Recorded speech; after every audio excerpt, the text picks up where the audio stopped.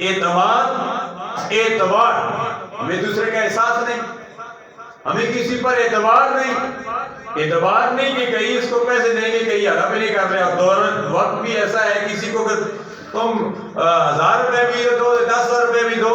اب تو کمپنیاں آ گئی ہیں، پتہ نہیں مجھے تو نام بھی نہیں آتا، جو لوگوں کو 25,000 30,000 5,000 کی جوا ہوتا ہے لوگوں کو بتاتی ہے. تو ہمارے کئی نوجوان اور کئی بزرگ کئی ڈاکٹر انجینئر اس پہ ڈوب گئے. تو انہوں نے پیسہ لگایا ہے تو وہ کمپنیاں بھاگ گئی ہیں. تو پھر نیا انداز ہوتا ہے شکاری کا، وہ بھاگ جاتی ہیں پھر دوسری آ جاتی ہیں. پہلے وہ مفتی آئے تو لوگوں نے ٹرالیاں ٹریکٹر گاڑیاں لوگوں نے بیچ دی، زمینیں بیچ دی، لوگوں کے پیسے ڈوب گئے.